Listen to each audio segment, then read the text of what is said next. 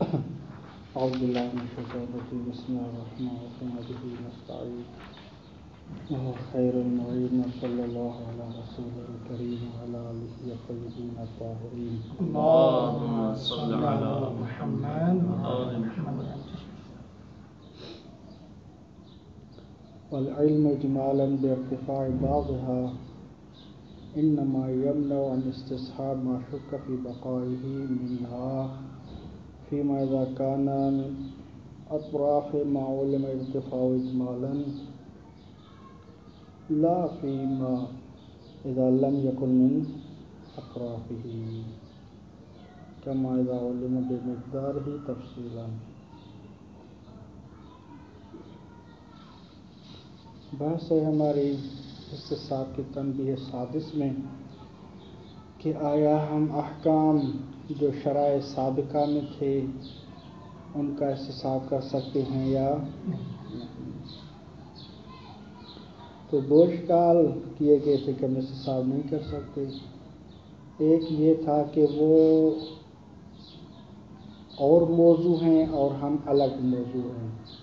وہ احکام خاص ان افراد کے لیے تھے کہ جو شریعت کے لیے شریعت سے وابستہ تھے اور ہم دوسری شریعت سے وابستہ ہیں تو کہنا ہم اور موضوع ہیں وہ احکام کے لیے اور موضوع ہیں. تو ان کے لیے جو احکام ثابت ہیں یہ ان سے ہٹا کر اپنے لیے ثابت کرنا یہ ایسا ہی ہے کہ ایک موضوع کا حکم دوسرے موضوع کو دینا.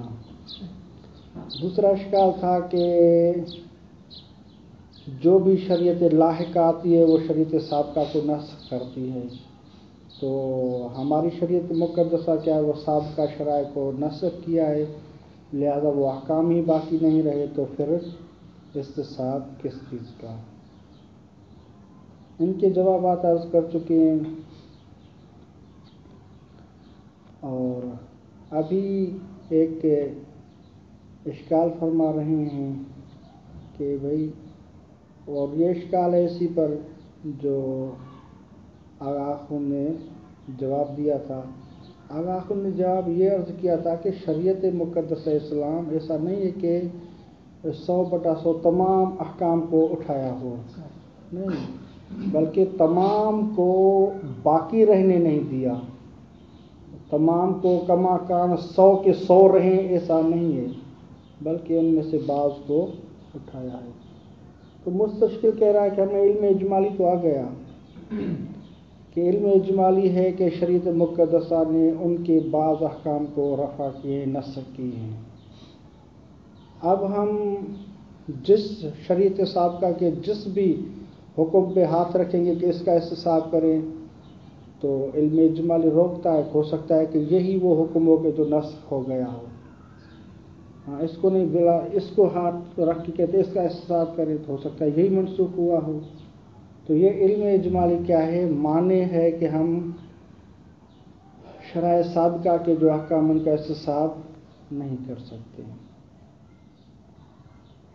تو آغاخون پھر اس مستشکل کو جواب دیتے ہیں اور کہتے ہیں کہ علم اجمالی اگر مرحلے تنجز اور فعلیت میں ہو تو پھر آپ کی بات درست ہے لیکن ہم یہ عرض کر رہے ہیں کہ علم اجمالی منحل ہو گیا ہے. جب علم اجمالی منحل ہو گیا ہے کیسے کہ ہماری جب شریعت آ گئی تو ہمیں ایک علم اجمالی ہے کہ مثلا 100-200 احکام شریعت سابقہ کے کیا ہوئے ہیں نسخ ہوئے ہیں. اور یہ جو علم اجمالی ہے 100 احکام کے مقدار کے مطابق اتنی ہی تعداد کے مطابق ہماری شریعت مقدس اسلام میں دیکھا اور سرچ کیا دیکھا کہ فرض کی ہاں اتنی 100 یا اس سے بھی زیادہ کچھ احکام ہمیں ملے کہ جو یہ شریعت کہہ رہی تھی کہ یہ نسخ ہیں شریعت سابقہ میں سے. تو لہذا اتنی مقدار میں ہمیں کیا ہے وہ شریعت اسلام میں سے مل گئے ہیں احکام کہ یہ اس نے نسخ کیے ہیں. لہذا ہم فقط کہیں گے کہ بس یہی احکام وہ تھے کہ جو نسخ ہوئے ہیں. بقیہ کیا ہے وہ کأنہو، اب وہ شک بدوی میں ہو جائیں گے. اب علم اجمالی جو پہلے تھا وہ منح ہو گیا علم تفصیلی اور شک بدوی میں. اب ان 100 احکام کے بارے میں علم تفصیلی ہو گیا کہ ہاں یہی بس نسخ ہوئے ہیں، اور باقی میں کیا ہوگا کہ وہ شک بدوی میں تبدیل ہو جائیں گے. آیا ان کا نسخ ہوا ہے؟ اصالت اس کے لیے نسخ نہیں ہے، لہذا ہم آسانی کے ساتھ ان کا نسخ کریں گے. لہذا یہ جو ہے شک بدوی والے، یہ اب علم اجمالی کا طرف ہی نہیں بنے، کیونکہ علم اجمالی منحل ہو گیا تفصیلی اور شک بدوی میں. لہذا یہ علم اجمالی سے خارج ہو گئے، علم اجمالی کے طرف میں واقع نہیں ہیں. لہذا ہم ان کا آسانی سے استصحاب کر سکتے ہیں. دوسرا جواب آغا خون دیتے ہیں. آغا خون کہتے ہیں کہ یہ جو جن احکام کا ہم استصحاب کرتے ہیں یہ اصلاً اس علم اجمالی کا ابتدا سے ہی حصہ نہیں ہے، ابتدا میں ہی علم اجمالی کا حصہ نہیں ہے. وہ کیسے؟ وہ اس طرح کے مثلاً کہتے ہیں کہ ایک تقریب ذہنی آسانی کے ساتھ، وہ ایک ہے تھوڑی مشکل ہے آسان ہے. مثلاً یہ کہتے ہیں کہ ہمیں علم اجمالی ہے کہ مثال کے طور پر 100 احکام کیا ہیں؟ نسخ ہوئے ہیں. اور ان کے لیے کیا ہے شریعت مقدسہ میں جب دیکھا تو وہ احکام ہمیں ملے ہیں کہ 100 مقدار میں وہ احکام مل گئے ہیں. اور شریعت مقدسہ فقط 100 احکام نہیں ہے، 100 سے زیادہ، مثلا 3000 کہیں 4000 کے اتنے احکام موجود ہیں. لیکن پھر بھی شریعت اسلام نے بعض مواضیع موضوعات کے لیے احکام بیان نہیں کیے کہ اس کے لیے کیا حکم ہے. بس لسان شریعت مقدسہ میں ان کا حکم بیان نہیں ہے. جب شریعت مقدسہ اسلام میں ان کا حکم بیان نہیں ہے تو شریعت مقدسہ اسلام نے اس کو نسخ بھی نہیں کیا، کیونکہ جو اس بات کرنا چاہا، جو نفی کرنا چاہیے، جتنے بھی اوامر ہیں، جتنے بھی نواہی ہیں، وہ پوری لسٹ ہمارے پاس موجود ہے. اور یہ وہ احکام اور موضوعات ہیں جن کے لیے شریعت مقدسہ نے اس بات اور نفی میں کچھ بھی نہیں کہا. لہذا ان کے لیے کوئی نسخ وغیرہ نہیں ہوگا، کہ انہو یہ پہلے سے ہی وہ الگ ہے، ان کے لیے کوئی بیان نہیں ہے شریعت اسلام کا. لہذا ہم انہی میں آسانی کے ساتھ کیا استصحاب کر سکتے ہیں. یا جس طرح کے ایک اور تقریب کے لیے مثلا کہتے ہیں کہ اگر ہم کہیں کہ ہمارے ہاں 2 قسم کے کیا احکام ہیں، ایک عبادی ہیں اور ایک معاملات ہیں. اور علم اجمالی ہے کہ نسخ جو واقع ہوا ہے شرائع سابقہ میں وہ ان احکام میں نسخ ہوا ہے کہ جو عبادی ہیں. عبادات کس طرح کرنی چاہیے، کس طرح نہیں کرنی چاہیے، یہ وہ مسئلہ اس طرح کے. لیکن جو احکام معاملات کے ہیں وہ کأنہ کما کان باقی ہیں، شریعت اسلام نے ان کو نہیں چھیڑا. لہذا اب جو ہمارا مستصحب ہے وہ مستصحب فعل عبادی نہیں ہے، مستصحب ہمارا جو ہے وہ معاملات میں سے ہے. اور معاملات کے بارے میں ہمیں علم اجمالی نہیں تھا، کیونکہ علم اجمالی پہلے جو تھا وہ تھا کہ عبادات میں سے بعض عبادتیں اٹھائی گئی ہیں یا ان میں تغییر آئی ہے. تو نسخ کا جو مسب تھا وہ عبادات میں تھا، لہذا پہلے سے ہی معاملات اس میں خارج تھے. جب پہلے سے ہی خارج تھے، ہمارا جو مستصحب ہے ابھی وہ ہمارے معاملات میں سے ہے. لہذا یہ معاملات کا جو مستصحب ہے وہ سرے سے علم اجمالی کا حصہ ہی نہیں تھا، اس کا طرف ہی واقع نہیں ہوا. لہذا ہم اس میں آسانی کے ساتھ استصحاب جاری کر سکتے ہیں. اس کو ملاحظہ فرمائیں. والعلم اجمالا بارتفاع بعضها، یہ یہاں تک کہ انہ مستشرق کا اس کا اشکال ہے کہ علم اجمالی انہوں نے کہا ہے کہ علم اجمالی ہے کس چیز کا کہ بے ارتفاع بعضها، کہ بعض احکام جو شریعت سابقہ کے ہیں وہ مرتفع ہو گئے ہیں اور اس کے بارے میں ہمیں علم اجمالی ہے، لہذا یہ علم اجمالی معنی ہے کہ ہم مستصحب کا استصحاب کریں حکم شریعت سابقہ کا۔ تو آگاہ کن کہتے کہ والعلم اجمالا بارتفاع بعضها انما یمنع، یہ فقط اور فقط جو منع کر رہا ہے ان استصحاب ما شک فی بقائہ منہا، کہ یہ منع کرے کس چیز سے منع کرے، ان استصحاب، کہ ہم استصحاب کریں ما شک فی بقایا یعنی مشکوک البقا، کہ یہ باقی ہے حکم یا باقی نہیں ہے، ما شک فی بقائی، کہ جس کے باقی ہونے میں شک کیا گیا ہے، کس میں سے، منہا یعنی ان احکام میں سے جو شریعت سابقہ کے ہیں۔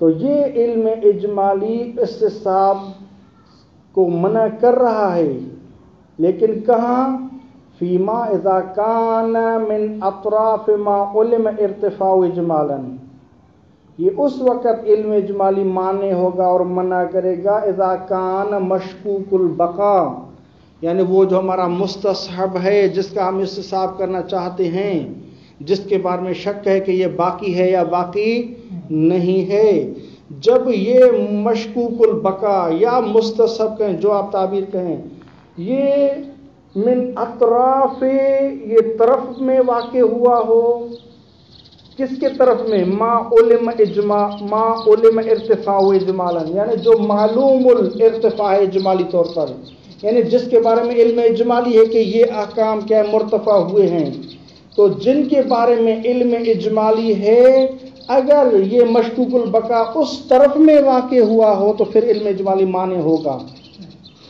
لیکن لا فیما اذا لم یکن من اطرافی، یہ علم اجمالی مانے نہیں بنے گا اس کے لیے کہ ما اذا لم یکن من اطرافی، وہ مستصحب یا وہ مشکوک البقا جو لم یکن من اطراف العلم اجمالی، علم اجمالی کے اطراف میں نہ ہو، تو جب وہ علم اجمالی کے اطراف میں ہی نہیں ہوگا، وہ خارج علم اجمالی سے، تو پھر علم اجمالی اس کے لیے مانے نہیں بنے گا۔ اب یہ دو کیا ہیں وہ بتا رہے ہیں کہ یہاں دو مورد ہیں کہ جہاں وہ مستصحب اور مشکوک البقا کیا ہے وہ علم اجمالی کے اطراف اور دائرہ سے خارج ہے۔ کما اذا علم بمقدار ہی تفصیلا، جس طرح کہ ہمیں اذا علم، جب علم پیدا کیا گیا ہو، بمقدار ہی، بمقدار ما علم اجمالا، یعنی جن کے بارے میں علم اجمالی ہے کہ اتنے نسخ ہوئے ہیں، مثلا 100 کے بارے میں ہمیں علم اجمالی ہے کہ اس مقدار میں نسخ ہوئے ہیں، تو اس مقدار کے بارے میں ہمیں تفصیلاً علم ہے، ہاں، کیونکہ شریعت مقدسہ جب آ گئی، ہم ادلہ سے احکام کو حاصل کیا تو اس سے پتہ چلا کہ 1 2 4 5 مثلا 100 تک یا 100 سے کچھ زیادہ تک ہمیں علم حاصل ہو گیا کہ یہ نسخ ہوئے ہیں، شریعت سابقہ کے احکام تھے، تو اب ان کے بارے میں علم تفصیلی آ گیا، ٹھیک، تو 100 کے برابر علم اجمالی تھا اور وہ ابھی ان ادلہ کے روح سے ہمیں پتہ چل گیا کہ یہی وہ احکام تھے کہ جو پہلے علم اجمالی میں داخل تھے، اب علم تفصیلی ہے کہ یہ احکام کیا منسوخ ہوئے ہیں، لہذا ان کے علاوہ بقیہ جو ہوں گے وہ علم اجمالی کا حصہ نہیں ہیں، اب ان کے بارے میں ہم کہیں گے کہ یہ شک بدوی کے دائرے میں، شک بدوی میں ہم استصحاب کر سکتے ہیں، علم اجمالی ان کے لیے مانے نہیں ہے۔ کما اذا علم تفصیلا، آپ تفصیلا کو قریب کریں، یعنی اذا علم تفصیلا، جب تفصیلی علم ہو کس چیز کا، بمقدار ہی، وہ مقدار کے جس کے بارے میں علم اجمالی تھا کہ اتنے احکام نسخ ہوئے ہیں، وہ 100 یا 100 سے زیادہ ہے، مثلا اتنی مقدار کے بارے میں اب علم تفصیلی آ گیا ہے، تو 100 کے برابر علم تفصیلی آ گیا، بقیہ کے حوالے شک بدوی ہوگا تو پھر ہم اس میں استصحاب کر سکتے ہیں۔ او فی موارد لیس المشکوک منہا، یا یہ دوسرا وہ بیان کر رہے ہیں کہ جہاں سرے سے جو ہمارا مشکوک ہے اور جس میں ہم استصحاب کرنا چاہتے ہیں وہ سرے سے علم اجمالی کے تحت میں ہے ہی نہیں. جس طرح کہ ہم فرض کرتے ہیں کہ ہم معاملات میں استصحاب کرنا چاہتے ہیں اور ہمیں علم اجمالی جو ہے وہ فقط یہ ہے کہ عبادات میں سے نسخ ہوا ہے، لہذا ہم جو چاہتے ہیں کہ استصحاب کریں معاملات میں سے، یہ تو اس کا حصہ ہی نہیں ہے. جب حصہ ہی نہیں ہے تو ہم اس میں سے آرام سے کیا ہے استصحاب کر سکتے ہیں. او فی موارد، یا ہمیں علم ہے ٹھیک اس جو ہے جس کا علم اجمالی تھا اس کے بارے میں، فی موارد لیس المشکوک منہا، کہ ہمیں جس کے بارے میں علم اجمالی تھا مثلا 100 ہیں اور وہ 100 بھی کہاں ہیں؟ عبادات میں ہیں، اس طرف میں ہیں. اور یہ کیا ہے؟ لیس المشکوک منہا، مشکوک مستصحب جس میں ہم استصحاب کرنا چاہتے ہیں وہ اس میں سے نہیں ہے، کیونکہ اس کا تعلق فرض کرتے ہیں کہ وہ معاملات میں سے ہے. او فی موارد لیس المشکوک منہا، اور جس کے بارے میں ہمیں علم اجمالی ہے کہ علم اجمالی اتنی مقدار میں ہے، تو اب ہم دیکھتے ہیں کہ وہ فی موارد لیس المشکوک منہا، علم اجمالی ایسے موارد کے ساتھ تعلق رکھ رہا ہے کہ مشکوک اور مستصحب ہمارا ان میں سے نہیں ہے. لیس المشکوک منہا. وقد علم بارتفاع ما فی موارد الاحکام الثابتۃ فی هذه الشریعہ، اور ہمیں کیا ہے علم ہے اجمالی طور پر بارتفاع ما، شریعت سابقہ کے احکام مرتفع ہوئے ہیں. لیکن شریعت سابقہ کے کون سے احکام مرتفع ہوئے ہیں؟ کہتے ہیں کہ وہ احکام مرتفع ہوئے ہیں کہ جو فی موارد الاحکام الثابتۃ فی هذه الشریعہ، جو ان موارد میں ہیں کہ جو موارد احکام ہیں الثابتۃ بشریعت اسلام، شریعت اسلام نے جن کو ثابت کیا ہے کہ یہ ہیں. تو لہذا علم اجمالی جن کے بارے میں تھا شریعت اسلام نے بتایا کہ یہ ہیں، لہذا یہ جو ہمارا مستصحب ہے ان کے بارے میں شریعت اسلام نے خاموشی اختیار کی ہے، نہ نفی کی ہے، نہ اس بات کی، نہ منع کیا ہے، نہ ان کے لیے تقریر اور اس بات کیا ہے. لہذا یہ سرے سے ہی ان کے لیے بیان ہی نہیں ہے. تو لہذا شریعت اسلام ان کا اصلاً بیان نہیں ہے، تو ان کو نص کی نظر سے نہیں دیکھا، یہ خارج ہیں اس علم اجمالی سے جن کے بارے میں علم اجمالی تھا. یعنی قد علم، علم ہے علم اجمالی ہے کس چیز کا؟ بے ارتفاع ما، کہ مرتفع ہو گئے ہیں ما وہ احکام، شریعت سابقہ کے وہ احکام مرتفع ہو گئے ہیں کہ جو فی موارد الاحکام الثابتۃ فی هذه الشریعہ، اس موارد میں ہوں وہ مرتفع ہو گئے ہیں.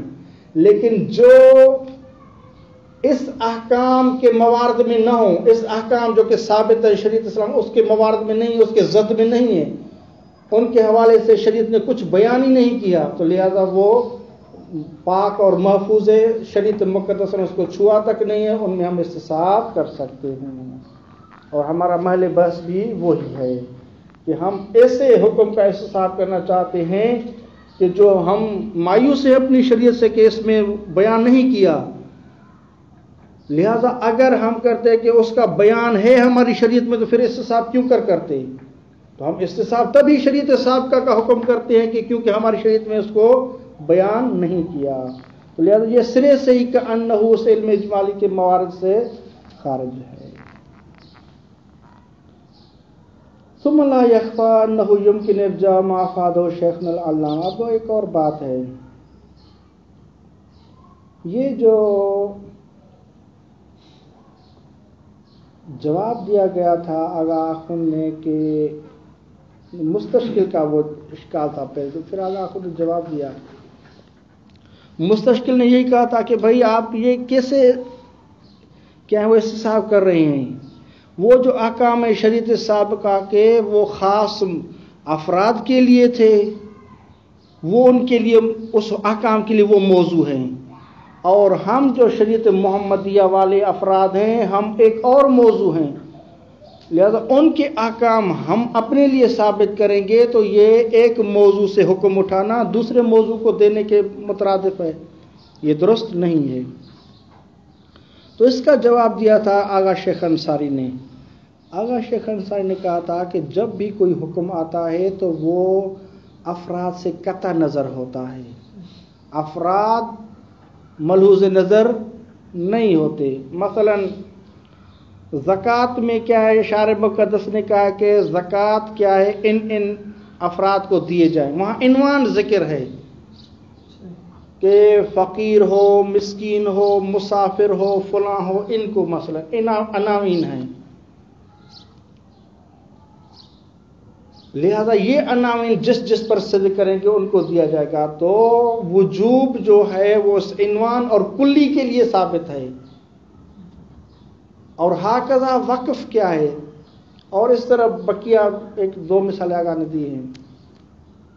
وقف بھی ایک وقف ہوتا ہے، وہ عنوان پر ہوتا ہے کہ یہ میں وقف زمین کر رہا ہوں یا کوئی بھی عین وقف کر رہا ہوں، بس عنوان دیتا ہوں کہ سادات الکاظمیہ،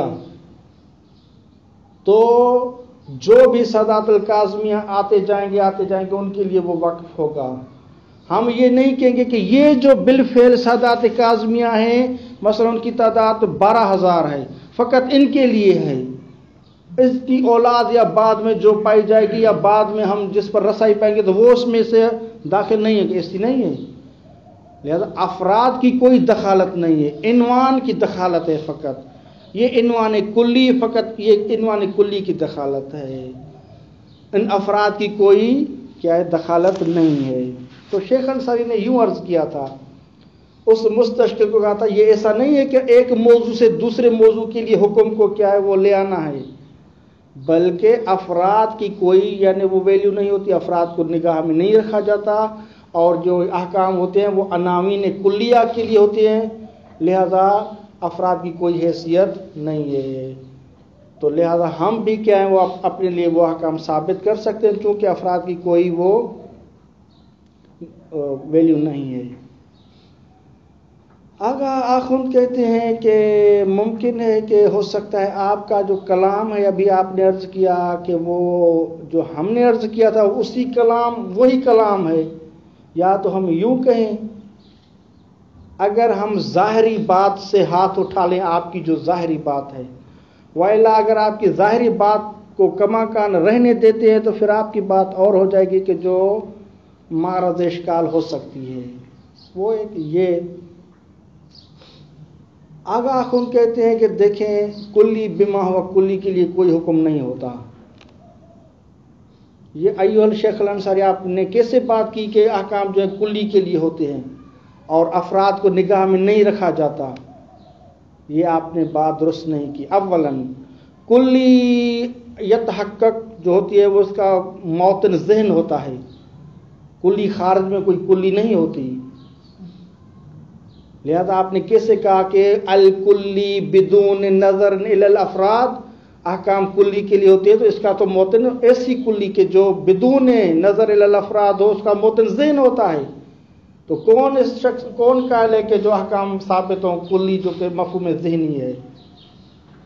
ثانیاً ہم دیکھتے ہیں کہ یہ جو عقاب ہے، ثواب ہے، اطاعت ہے، یہ افراد سے وابستہ ہے، ہم ثواب دینا چاہتے ہیں افراد کو دیں گے، عقاب دینا چاہتے ہیں اس کو دیں گے، مثلا جو خارج میں ہیں، اطاعت کریں گے افراد کریں گے، عصیان کریں گے تو افراد کریں گے، نہ کہ یہ کلی جو معافی ذہن موجود ہے وہ اطاعت کرے گی یا اس کو ثواب دیا جائے گا، ایسی بات نہیں ہے۔ لہذا آپ کا ظاہری کلام دیکھیں تو اس پر یہ اشکال لازم آتے ہیں،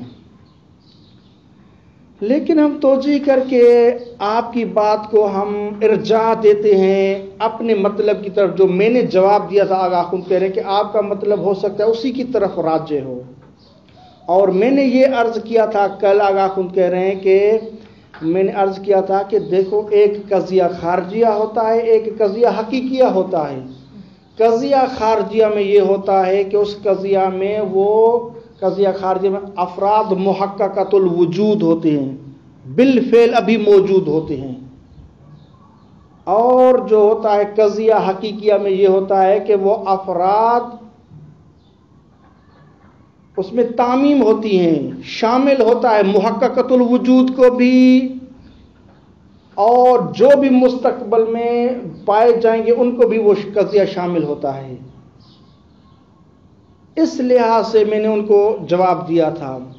تو جتنے بھی قوانین دول کے، جتنے بھی پوری دنیا کے جو دولتیں ہیں اور ملک ہیں، ان کے سب کے قوانین ایسے ہی محققۃ الافراد کے لیے نہیں ہوتے، بلکہ مقدرۃ الافراد اور قضیہ حقیقیہ کے طور پر ہوتے ہیں۔ لہذا آپ کی بات اگر اس طرف ارجاع دیں کہ قضایا خارجیہ میں جو افراد ہیں ان کو نگاہ میں نہیں رکھا جاتا، اور آپ بھی اگر یہی کہنا چاہتے ہیں اور آپ کا مقصد یہ ہوتا ہے کہ یعنی قضیہ حقیقیہ کے طور پر احکام ہوتے ہیں، تو آپ کی بات تو ہی میری بات ہو جائے گی۔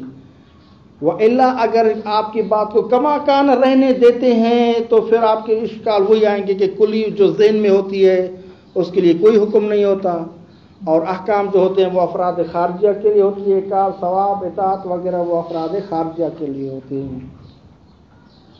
اس لحاظ سے اشکال کیا ہے۔ ثم لا یخفی، اس کے بعد یہ مخفی نہ رہے کہ انہ ممکن ہے ارجاع ما افادہ شیخنا العلامہ، کہ ہم ارجاع دے سکتے ہیں اس مطلب کو، اس بات کو کہ جس کا افادہ کیا ہے شیخنا العلامہ، یعنی وہ مطلب وہ جواب جو افادہ کیا ہے شیخنا العلامہ شیخ انصاری نے جو افادہ کیا ہے اس کو ارجاع دے سکتے ہیں، ایک لائن چھوڑ کے الی ما ذکرنا، مل گیا الی ما ذکرنا، ٹھیک۔ تو ما افادہ شیخنا العلامہ کا جو مطلب ہے یا جواب اس کو ارجاع دے سکتے ہیں الی ما ذکرنا کی طرف جو ہم نے ذکر کیا تھا۔ قال اللہ جنان فی قال اللہ فی الجنان مقامہم۔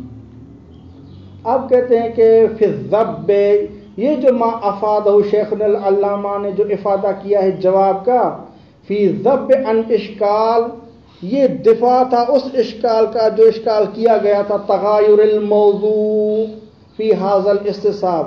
مستشکل نے یہی کہا تھا کہ یہ آپ استصحاب کیسے کرتے ہیں جبکہ یہاں مغایرت پائی جاتی ہے موضوع میں۔ احکام شریعت سابقہ کا موضوع وہ افراد تھے جو اس شریعت کے قائل ہیں اور ہم دوسری شریعت کے ہیں، تو وہ احکام کے جو ان کا موضوع وہ شریعت والے ہیں ان کو گھسیٹ کے اپنے لیے ثابت کرنا کہ یہ ایسا ہی ہے کہ ایک موضوع کا حکم دوسرے موضوع کے لیے ہے اور دونوں موضوع میں کیا ہے مغایرت ہے، یہ کیسے ہم کیا وہ حکم کو ثابت کریں؟ یہ تھا اشکال اصل میں، اس کو جواب دیا تھا شیخ انصاری نے۔ ان اشکال کون سا تھا؟ تغایر الموضوع، کہ موضوع متغیر ہے، کہاں فی ھذا الاستصحاب، جو ابھی ہم استصحاب کرنا چاہتے ہیں حکم کیا شریعت سابقہ کا، من الوجہ الثانی، وجہ ثانی میں سے جو ابھی اشکال ہوا ہے، الی ما ذکرنا، یعنی اب وہ اس کا ملا رہے ہیں کہ یعنی یمکن ارجاع ما افادہ الی ما ذکرنا، لا ما یوہمہ ظاہر کلامہ من ان الحکم ثابت للکلی، ٹھیک، جو شیخنا العلامہ نے افادہ کیا ہے ہم اس کے ظاہر کو کما کان ظاہر لیں گے تو وہ ہم اس کو نہیں لے سکتے۔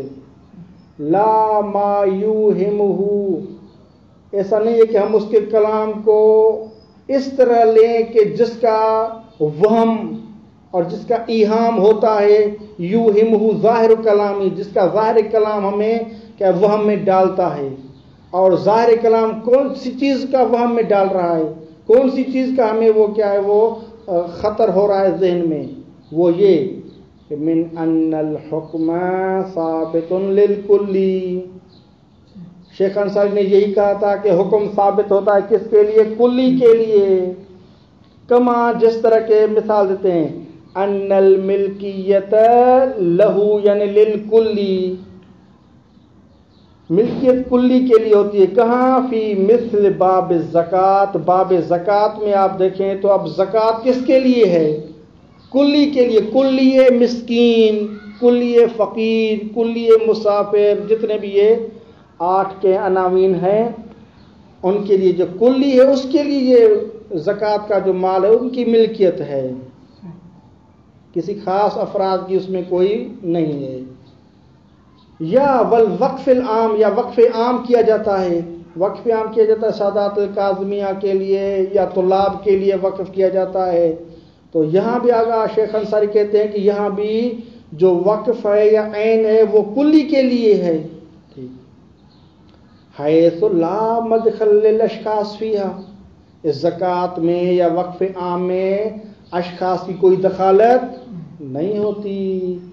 جو چیز ہے، جو چیز زکوٰۃ ثابت ہے، وقف عام ثابت ہے، وہ کلی کے لیے، افراد کی اشخاص کی کوئی مدخلت نہیں ہے. اب اشکال کرتے ہیں. آگاہ کو نے کہا کہ یہی ظاہر کلام کا ہمیں ایہام ہو رہا تھا اور ہم چاہتے ہیں کہ ہم یہ قبول نہ کریں، اور ہم چاہتے ہیں کہ آگاہ کے مطلب کو ارجاع کریں جو ہمارا مطلب تھا اسی کی طرف.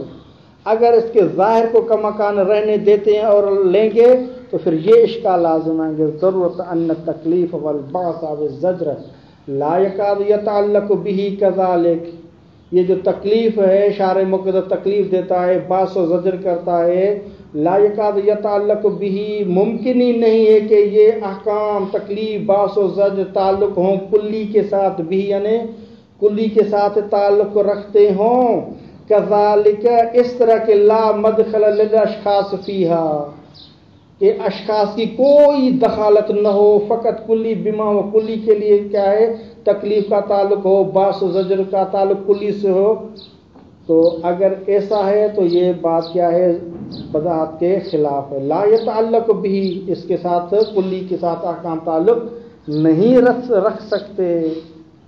بل لا بد من تعلق ہی بالاشخاص، بلکہ لا بد و ضروری ہے کیا، من تعلق تکلیف و زجر و باعث تعلق رکھیں کس کے ساتھ، بالاشخاص کے ساتھ تعلق رکھیں گے. انہیں کہا جائے گا کہ آپ تکلیف یہ انجام دیں، یہ کریں، یہ نہ کریں فلاں.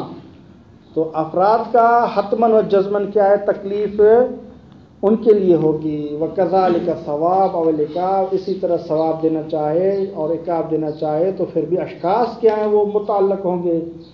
المترتب علی الطاعت او المعصیت، یہ ثواب عقاب جو کہ طاعت پر ہوتا ہے یا معصیت پر ہوتا ہے، وہ کس کو ثواب دیا جائے گا؟ کلی کو دیں گے؟ نہیں، کلی کو نہیں دے سکتے، وہ افراد کو دیں گے، اشخاص کو دیں گے. وَكَأَنَّ غَرْضَهُ مِنْ عَدَمِ دَخْلِ الْأَشْخَاصِ عَدَمُ دَخْلِ أَشْخَاصٍ خَاصَّةٍ. اب توجہ کر رہے ہیں، ہو سکتا ہے غرض شیخ انصاری کی جو غرض ہے من عدم دخل الاشخاص، اشخاص کی دخالت نہیں ہوتی، ہو سکتا ہے اس کی غرض اور مراد یہ ہو کہ عدم دخل اشخاص خاصۃ، یعنی خاص جو قضیے خارجیہ کے طور پر ہوتے ہیں، معین ہوتے ہیں، وہ مراد نہ ہوں. اور اسی طرح ہی اس کی مراد ہو جو کہ ہم کہتے ہیں، یعنی افراد متعلق ہوتے ہیں منتہا قضیہ حقیقیہ کے طور پر، نہ کہ قضیہ خارجیہ کے طور پر. وَأَمَّا مَا أَفَادَهُ مِنَ الْوَجْهِ الْأَوَّلِ. ٹھیک، اب شیخ انصاری نے ایک جواب دیا تھا کہ مستشکل نے دو اشکال کیے تھے. ٹھیک، ایک تو یہ کہ نسخ ہو گئی شریعت، اور یہ کہ اور دوسرا یہ کہ مثلا کیا ہے تغییر الموضوع ہے، وہ موضوع الگ ہے، یہ موضوع الگ ہے. تو شیخ انصاری نے کہا تھا کہ ہم استصحاب کر سکتے ہیں. بھائی کیسے استصحاب کر سکتے ہیں؟ کہا کہ ہم ایک کے بیچ میں کڑی ملاتے ہیں، وہ کڑی ایک ایسا شخص پیدا کریں گے، ڈھونڈیں گے کہ جو مدرک شریعتین ہو، جو شریعت محمدیہ کو بھی درک کیا ہو اور شریعت سابقہ کو بھی اس نے درک کیا ہو. تو یہ شخص کیا ہے، یہ اب رسالت مآب نے جب اعلان نہیں کیا تھا تو یہ حقیقت میں اس شریعت کا حصہ تھا اور ان کا موضوع تھا. ٹھیک، یہ شریعت اسلام سے پہلے اگر اسے یہ شک کرے تو اپنے لیے استصحاب کر سکتا ہے حکم کو. اب جب کہ دوسرے دن یا دوسرے مہینے میں یا دوسرے سال جب رسالت مآب نے اعلان کیا اور اس نے قبول اسلام کیا ہے، اب یہ شک کرتا ہے کہ یہ میرے لیے کیا ہے حکم نسخ ہوا یا نہیں ہوا، یا استصحاب کر سکتا ہوں یا استصحاب نہیں کر سکتا، تو یہ شخص کہے گا کہ پہلے میں یقین پر تھا کہ میرے لیے یہ حکم ثابت ہے، ابھی شک ہے کہ میرے لیے ثابت ہے یا نہیں ہے، تو یہ کیا استصحاب کر سکتا ہے۔ ارکان کیا ہے؟ تام ہیں، یقین سابق، شک لاحق، یہاں کوئی کیا تغییر موضوع وغیرہ نہیں ہے۔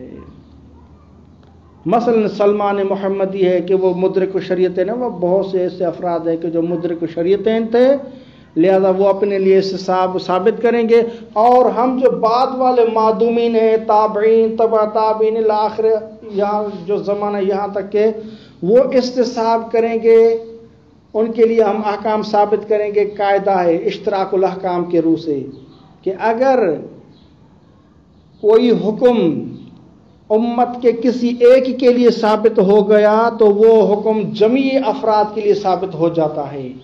یہ قانون اشتراک الاحکام۔ مثال کے طور پر رسالت میں آپ کسی سے کہے کہ آپ جیران کو اذیت نہ دیں، تو ایسا نہیں ہے کہ وہ فقط اس شخص کے لیے خاص تھا کہ آپ جیران کو اذیت نہ دیں اور ہمارے لیے یہ حکم ثابت نہیں ہے، تو ہم کہیں گے کہ الی یوم القیامت جتنے بھی افراد ہوں گے، ہم اس روایت سے اخذ کر سکتے ہیں کہ رسالت میں آپ نے ایک شخص کو کہا تھا کہ آپ جیران کو اذیت نہ دیں، تو یہ ہمارے لیے بھی حکم ثابت ہے۔ تو یہ اشتراک الاحکام کا وہ اس کے تقاضا ہے۔ تو اب چونکہ یہ سلمان محمدی یا اس طرح کے جو امثال ہیں جو مدرک شریعتین ہیں، ان کے لیے جب یہ استصحاب کا حق حاصل ہے تو قاعدہ اشتراک کے تحت ہم دوسروں کے لیے بھی یہ حق دیں گے کہ آپ بھی استصحاب کر سکتے ہیں۔ یہ جواب دیا تھا شیخ انصاری نے۔ آگا آخوند اس کو جواب دیتے ہیں کہ آپ کی بات درست نہیں ہے۔ وہ درست اس وجہ سے نہیں ہے کہ لو سلمنا، اگر ہم تسلیم بھی کر لیں کہ مثال کے طور پر یہ جو سلمان محمدی جو کہ مدرک شریعتین ہے، اگر اس کے لیے ہم حکم ثابت بھی کر لیں کہ یہ اپنے لیے استصحاب جاری کر سکتا ہے، لیکن اس کو کھینچ کے جو معدومین ہیں، جو ابھی والے زمانے میں جو افراد پائے جاتے ہیں، وہ استصحاب جاری نہیں کر سکتے۔ قاعدہ اشتراک یہاں فائدہ مند نہیں ہے۔ کیوں فائدہ مند نہیں ہے؟ وہ اس وجہ سے کہ آغا سلمان محمدی و امثال سلمان محمدی وہ استصحاب کر رہے تھے، ان کے لیے استصحاب کے ارکان تام تھے، یقین سابق، شک لاحق۔ قاعدہ اشتراک فائدہ دے گا جس کے لیے بھی یہ رکن پائے جائیں گے، یقین سابق، شک لاحق، اس کے لیے وہ استصحاب جاری کر سکتے ہیں۔ لیکن ہم جو بعد والے ہیں، ہمارے لیے یقین سابق نہیں ہے، جو ہم شک لاحق ہو، یقین سابق نہیں ہے۔ جب یقین سابق نہیں ہے، جو کہ رکن ہے، اساسی بات ہے، تو ہم استصحاب نہیں کر سکتے کیونکہ رکن نہیں ہے، استصحاب تام نہیں ہے، لہذا قاعدہ اشتراک ہمارے لیے فائدہ مند نہیں ہے۔ یہ اشکال کیا تھا آغا شیخ انصاری کے جواب پر، اس کو ملاحظہ فرمائیں۔ وَأَمَّا مَا أَفَادَهُ مِنَ الْوَجْهِ الْأَوَّلِ، جو آغا شیخ انصاری نے اپنے وجہ اول میں افادہ کیا ہے، یعنی جواب دیا ہے، فَهُوَ وَإِنْ كَانَ وَجِيهًا، یہ جو افادہ کیا تھا وجہ اول میں اور جواب دیا تھا، بہت اچھی بات ہے، وجیح بات تھی، ٹھیک۔ وَإِنْ كَانَ وَجِيهًا بِالنِّسْبَةِ إِلَى جَرْيَانِ الْاسْتِصْحَاب، کے ساتھ جاری ہو سکتا ہے، لیکن کس کی نسبت؟ فی حق خصوص المدرک لشریعتین، خاص اس شخص کے لیے کہ جو مدرک شریعتین ہے۔ تو آغا شیخ انصاری آپ نے جو بات کی ہے، افادہ کیا ہے، جواب دیا ہے، تو وہ بہت اچھی بات ہے، اور یہ خاص ثابت ہو رہا ہے کس کے لیے؟ جو مدرک لشریعتین ہے۔ الا انہ غیر مجدن فی حق غیرہ من المعدومین، لیکن یہ استصحاب جو ثابت ہے مدرک لشریعتین کے لیے، یہ مجدی نہیں ہے استصحاب فی حق غیر مدرک لشریعتین، جو کہ من المعدومین افراد ہیں، جو جس طرح ہم تھے مثلا اس وقت معدوم تھے، تو ہمارے لیے مجزی استصحاب نہیں ہوگا۔ کیوں کر مجزی نہیں ہو سکتا؟ اگر شیخ انصاری کہتے ہیں کہ ہم قاعدہ اشتراک کو لے آتے ہیں، آگا جواب دیتے ہیں وَلَا يَكَادُ يَتُمُّ الْحُكْمُ فِيهِمْ، ممکن ہی نہیں ہے کہ حکم تام ہو فیہم، یعنی جو معدومین ہیں، حکم تام نہیں ہو سکتا بضرورت اشتراک اہل شریعت الواحدہ ایضاً، اس ضرورت کے تقاضا کے مطابق کہ اشتراک اہل شریعت الواحدہ، کہ شریعت واحدہ والے کیا ہے، وہ مشترک ہوتے ہیں احکام میں، اس لحاظ سے ہم کیا ہیں، ان کے لیے احکام ثابت کریں گے۔ تو آگا آخر کہتے ہیں کہ آپ اس قاعدہ کے روح سے بھی ہمارے لیے احکام ثابت نہیں کر سکتے۔ کیوں؟ وہ جواب دیتے ہیں ضرورت ان قضیت الاشتراک، آپ کا جو دار و مدار ہے اور آپ کو بڑا، یعنی وہ کہتے ہیں کہ ہمارے لیے بڑا ایک ہتھیار ہے قاعدۃ الاشتراک، آپ اس پر اتنا نہ اترائیں۔ کیوں؟ ان قضیت الاشتراک، قاعدہ اشتراک کا جو تقاضا ہے، لیس الا، اس کا تقاضا نہیں ہے مگر اس مقدار میں ہے کہ ان الاستصحاب حکم کل من کان علی یقین فشک، کہ استصحاب ہر اس شخص کے لیے ہے کہ جو من کان علی یقین فشک، جو یقین پر تھا بعد میں شک کیا ہے۔ تو چونکہ سلمان محمدی علی یقین فشک، اب قاعدہ اشتراک یہ کہتا ہے کہ جس میں یہ سلمان محمدی والی خصوصیات پائی جاتی ہیں کہ یقین ہو اور شک ہو، تو قاعدہ اشتراک کی روح سے تمام وہ افراد استصحاب کر سکتے ہیں، لیکن وہ افراد کے جن کے لیے یقین ہی نہیں تھا تو اس کے لیے قاعدہ اشتراک فائدہ مند نہیں ہے، کیونکہ قاعدہ اشتراک کا تقاضا نہیں ہے مگر یہ کہ آپ استصحاب کر سکتے ہیں، اور استصحاب حکم ہے کل من کان، ہر اس شخص کے لیے کہ علی یقین فشک ہو، لا انہ حکم الکل، ایسا نہیں کہ استصحاب ایک حکم ہے تمام افراد کے لیے، ولو من لم یکن کذالک، اگرچہ وہ اس طرح نہ ہو، یعنی یقین سابق اور شک لائق نہ بھی ہو، پھر بھی اس کے لیے یہ حکم ہوگا، ایسی بات نہیں ہے، بلا شک اور قطع ایسی بات نہیں ہے۔ وہذا واضح اصابع، تنبیہ اصابع میں بحث ہے ہماری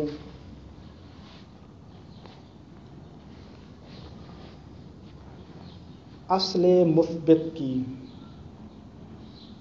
اصل مثبت کہتے ہیں کہ حکم شرعی مستصحب پر مستقیماً بار نہیں ہو رہا، بلکہ ایک واسطہ کے ذریعے سے اس پر بار ہو رہا ہے، اور وہ واسطہ یا عقلی واسطہ ہے یا عادی واسطہ ہے۔ مثال کے طور پر اس کی وضاحت کرتے ہیں کہ ایک شخص کا بیٹا جنگ اور جہاد میں گیا ہوا ہے،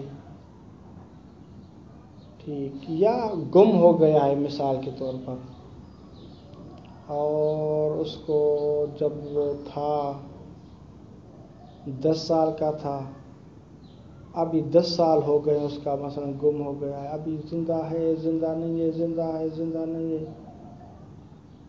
فرض کرتے ہیں کہ اس نے نظر کی ہوئی تھی پہلے کہ جب یہ میرا بیٹا جوان ہوگا اور اس کے چہرے پر داڑھی آئے گی تو داڑھی کے آتے ہی مثلا میں ایک بکرا قربان کروں گا، یہ نظر کی ہوئی تھی۔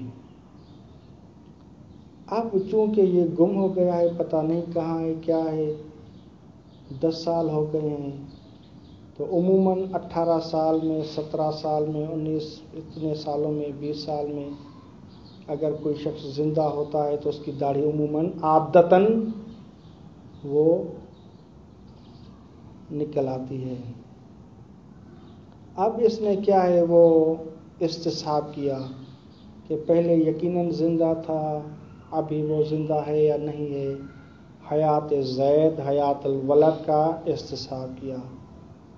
اب حیات کا استصحاب کیا جب وہ 10 سال گزر گئے ہیں، اب 20 سال تو ہو گئے ہیں، تو جیسے ہی حیات اس کی یعنی استصحاب کے ذریعے ثابت کی، تو حیات ثابت کرنے پر اس کے آثار عقلیہ آثار عادیہ وہ اس پر مترتب ہوں گے۔ آثار عادی یعنی عادتاً عموماً غالباً یہی ہوتا ہے کہ مرد ہو الا شذ و نظر، لیکن عادتاً یہ ہوتا ہے کہ اس کی داڑھی نکل آتی ہے، تو یہ شخص کہتا ہے کہ ابھی اس کی داڑھی آ گئی ہوگی، لہذا استصحاب کیا حیات کا اور ثابت کیا کس کو؟ داڑھی پر۔ اب داڑھی پر اس نے نظر کی ہوئی تھی کہ اگر داڑھی وہ ہوگی مثلاً، یا داڑھی جب نکلے گی تو میں بکرا قربان کروں گا یا اتنے وہ کروں گا، تو استصحاب کیا ہے حیات کا، اس پر ثابت ہوا اثر عادی عادتاً داڑھی کا نکلنا، یا عقلی طور پر یہ ہے کہ جب وہ زندہ ہے تو حتماً وہ سانس لے رہا ہوگا، یہ اس کا آثار عقلیہ ہیں۔ تو اب یہ جو اثر شرعی ہے، آیا یہ اثر شرعی اس پر بار ہو سکتا ہے یا اثر شرعی بار نہیں ہو سکتا، اس پر پوری بحث ہے۔ تو پہلے اس بحث سے پہلے آگاہ خون ایک دو مقدمتاً باتیں عرض کر رہے ہیں، اور وہ باتیں ایک دو وہی ہیں کہ جو تقریباً اشارتاً کنایتاً پہلے بحث میں گزر چکی ہیں، کہ استصحاب کا کیا مطلب ہوتا ہے۔ تعبد جو شارع ہمیں متعبد کر رہا ہے وہ کس چیز کا متعبد کر رہا ہے، کیا مطلب ہے تعبد کا؟ تعبد کا یہی مطلب ہے کہ شارع مقدس آخر کا جو نظریہ ہے، ایک حکم میں مثل یا مماثل جعل کرتا ہے۔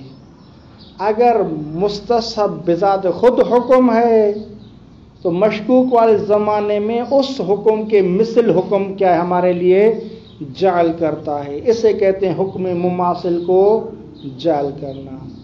یا اگر ہمارا مستصحب کوئی حکم نہیں ہے لیکن موضوع ہے ایک حکم کے لیے، ٹھیک، تو اگر جیسے ہی ہم موضوع کا استصحاب کریں گے تو موضوع کے لیے جو حکم تھا عدالت زید، تو عدالت زید کے لیے یہ ہے کہ اس کے جائز ہے اس کے پیچھے کیا نماز پڑھنا، اس کی گواہی کو قبول کرنا جائز ہے، تو یہ احکام عدالت پر مترتب ہو رہے ہیں، یہ اس موضوع پر۔ تو جیسے ہی ہم موضوع کا استصحاب کریں گے ابھی بھی زید عادل ہے، تو اب اس کے لیے جواز الاقتداء یا جواز قبول شہادت، یہ مماثل حکم جعل کر رہے ہیں شارع مقدس، تو اسے کہتے ہیں کہ حکم مماثل کو جعل کرنا۔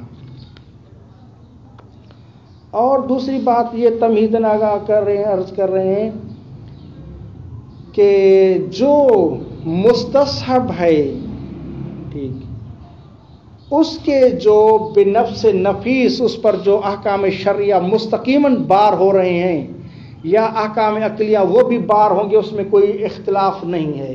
مثال کے طور پر پہلے ایک چیز واجب تھی، ابھی واجب ہے یا نہیں ہے، تو ہم کیا کرتے ہیں، وہ واجب ہے فرض کرتے ہیں۔ جب وہ واجب ہو گئی تو اس پر جو حکم عقلی ہے وہ بار ہوگا۔ حکم عقلی کیا ہے؟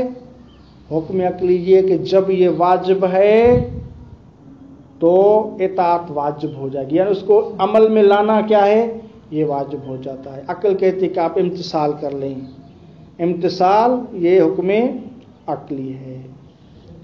وہکذا اگر ایک چیز واجب تھی ابھی بھی واجب قرار دیا تو عقل کہتی ہے کہ اس واجب کے لیے اگر کوئی مقدمات ہیں تو ان مقدمات کو انجام دینا عقل کہتی ہے کہ واجب ہے۔ تو عقل کہتی ہے کہ اب اس کے پہلے جو واجب تھا اس کے لیے مقدمات واجب ہیں عقلی طور پر، تو اب استصحاب کر کے ثابت کیا تو عقل کہتے کہ ابھی بھی اس کے مقدمات کیا ہیں؟ واجب ہے، یہ حکم عقلی ہے۔ وہکذا اگر اس پر کوئی حکم شرعی بار ہو رہا ہے، موضوع ہے، تو پھر بھی حکم شرعی بار ہوگا۔ اگر خود حکم شرعی ہے اور اس پر دوسرا حکم شرعی ہم نے رکھا ہوا ہے تو پھر وہ بھی بار ہوگا۔ مثال کے طور پر میں کہتا ہوں کہ اگر وجوب الجمعہ ثابت ہو گیا، یہ نظر کرتا ہے کہ اگر جو وجوب الجمعہ ثابت ہو گیا تو میں اتنا یہ صدقہ دوں گا یا فلاں کروں گا، مثلا ایک اس پر نظر کی ہوئی ہے، تو استصحاب کر کے وہ وجوب الجمعہ ثابت ہو گیا۔ تو اب وجوب جمعہ پر ایک اور وجوب جو ایفائے نظر ہے، نظر کا وفا کرنا واجب ہے، یہ وجوب اس پر مترتب ہوگا، تو یہ احکام اس پر مترتب ہوں گے، اس میں کوئی اشکال نہیں ہے۔ اشکال یہ ہے کہ جو مستصحب ہے اس پر جو آثار عقلی و آثار عادی ہیں، پھر ان آثار پر احکام شرعیہ بار ہو سکتے ہیں یا بار نہیں ہو سکتے، اس میں بحث ہے۔ فی الحال اس مقدمے کو پڑھتے ہیں، بعد میں اس کو دیکھتے ہیں۔ اصابع، 7ویں تنبیہ، لا شبہۃ فی ان قضیۃ اخبار الباب هو انشاء حکم مماثل للمستصحب فی استصحاب الاحکام، میں کوئی شبہ نہیں ہے فی ان قضیۃ اخبار الباب، الباب یعنی استصحاب کے باب کی جو اخبار ہیں ان کا تقاضا یہ ہے کہ هو انشاء حکم مماثل، کہ شارع مقدس ایک حکم کو جعل کرتا ہے کہ جو مماثل ہوتا ہے للمستصحب کے، اور مستصحب اب اس صورت میں کیا ہو؟ حکم شرعی ہو خود، مثلا وجوب جمعہ، فی استصحاب الاحکام، کس صورت میں؟ جب ہم احکام کا استصحاب کرتے ہیں، جب احکام کا استصحاب کرتے ہیں تو اس میں مستصحب ہمارا حکم ہوتا ہے، تو شارع مقدس جو انشاء کرے گا اسی حکم کا مماثل جعل کرے گا۔ وَلِأَحْكَامِهِ فِي اسْتِصْحَابِ الْمَوْضُوعَاتِ، اور ان اخبار کا تقاضا یہ ہے وہ انشاء حکم مماثل لأحکام المستصحب، مستصحب اب یہاں دوسری صورت ہے، یہاں مستصحب موضوع بنے گا عدالت زید، ٹھیک، عدالت زید کے جو احکام ہیں جواز الاقتداء و جواز قبول شہادت ہی، اس کے مماثل حکم جعل کرتا ہے، وہ انشاء حکم مماثل لأحکام، احکام یعنی جواز الاقتداء، جواز القبول شہادت ہی یعنی اس مستصحب کا، مستصحب سے مراد ہماری عدالت زید ہوگی۔ یہ کب؟ فی استصحاب الموضوعات، جب ہم موضوعات کا استصحاب کریں گے، اس میں کوئی شک شبہ نہیں ہے۔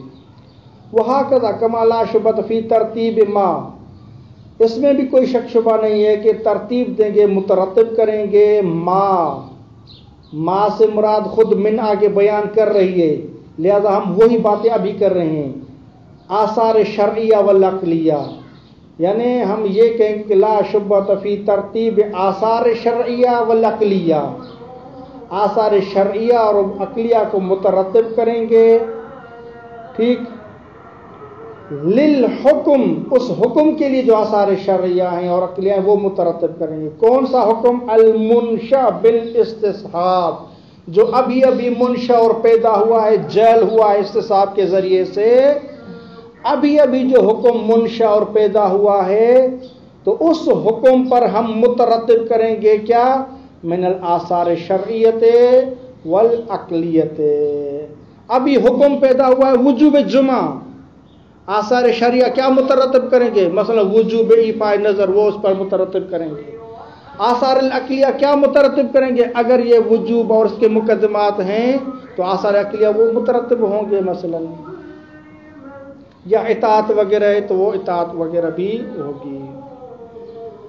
وَإِنَّمَا الْإِشْكَالُ فِي تَرْتِيبِ الْآثَارِ الشَّرْعِيَّةِ الْمُتَرَتِّبَةِ عَلَى الْمُسْتَصْحَبِ بِوَاسِطَةٍ غَيْرِ شَرْعِيَّةٍ، یہ محل اشکال ہے۔ وَإِنَّمَا الْإِشْكَالُ، اشکال جو ہے وہ فقط اس میں ہے کہ فی ترتیب الآثار الشرعیہ، کہ آثار شرعیہ مترتب کر سکتے ہیں، ترتیب دے سکتے ہیں آثار شرعیہ کو؟ کون سے آثار شرعیہ؟ آیا وہ مستصب کے مستقیماً آثار شرعیہ ہیں، جس طرح کہ عدالت زید کا مستقیماً آثار شرعیہ جواز الاقتداء و جواز قبول شہادت ہی، یہ تھے اس کے مستقیماً آثار شرعیہ. لیکن کہتے ہیں کہ یہاں وہ محل بحث نہیں ہے. ترتیب الآثار شرعیت المترتبۃ علی المستصب، لیکن مستقیماً نہیں ہے، بواسطۃ غیر شرعیت، ایک واسطہ کے ذریعے اس پر مترتب ہو رہے ہیں، لیکن وہ واسطہ بھی غیر شرعی ہے. کون سا غیر شرعی ہے؟ عادیتاً کانت او عقلیتاً، چاہے وہ واسطہ عادی ہو، یعنی جس طرح کہ زید کی حیات کا احتساب کرنا عادتاً اس کی کیا ہے، اگر 10 سال 20 سال گزر چکے تو عادتاً اس کی داڑھی آئی ہوگی. یا عقلی یہ ہے کہ وہ تنفس لے رہا ہوگا، یہ عقلی بات ہے. اگر وہ زندہ ہے، زندہ کا مطلب یہ کہ وہ تنفس لے رہا ہوگا. عادتاً کانت او عقلیتاً، یہ اشکال تھا. وہ منشأ ہو، انشاءاللہ اس کو کل پڑھتے ہیں. ویسے تو چاہیے تھا آپ اور پڑھتے، لیکن کل تک رکھتے ہیں. وہ منشأ و مفاد الاسباب. اللهم صل على محمد.